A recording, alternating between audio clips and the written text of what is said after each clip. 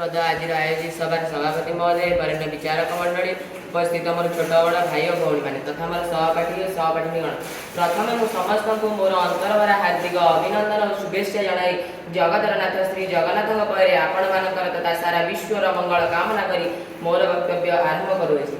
आज यही पवित्र दिवस में मत किसी कहबार सुजोग मिल मुझको अत्यंत धन्य मन करुछि। यदा यदा हि धर्मस्य ग्लानि भवति भारत व्युत्थानम् अधर्मस्य तदात्मान सुजन्य।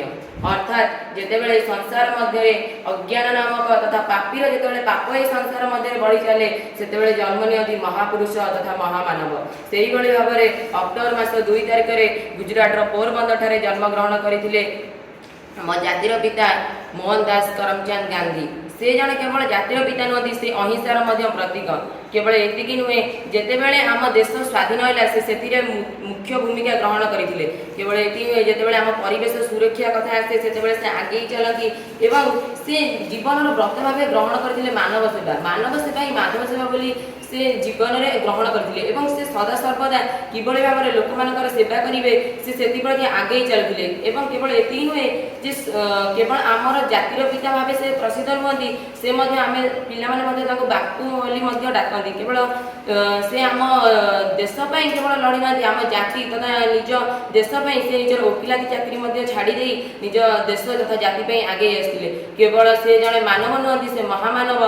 तेणु आज जन्म दिवस तेणु केवल ये कहबी से आम देशपाई जी कर अक्षर अक्षर स्वर्णाक्षर लिपिबद्ध हो रही। तेणु से जड़े सामाजवादी लोक थे से लोक मान सेवा से माने चाहूले किभली भाव में आम देश किभली भाव में इंग्रेज शासन लोप करेंगे से प्रति से आगे चलते। अहिंसा आंदोलन करी विभिन्न प्रकार आंदोलन करी तथा जितेबाला लोक मानू इंग्रेज माने लुण मारिया माने कर बसई इंग्रेज माने से दांडी ठारे लुण मारिया से परामर्श दे आगे चलते। तेणु से लोक ये संसार मध्य मिलवा कष्टकर। तेणु आज दिन मानक आम शपथ नेवा उचित गांधीजी भाई कार्य करवा एवं आम देश में किभली भाव में स्वाधीनता को बजाई रखा एप्रति आज आम जब शपथ नेवा तेज दिने ना दिने आम ये शपथटी दिने दिने गोटे आंदोलन रूप नेब एवं आम सन्त्रासवाद समूल विनाश तथ्यपथ प्रकाश करवा। ये कही मोर वक्तव्य शेष करुँची। जय हिंद जय जगन्नाथ।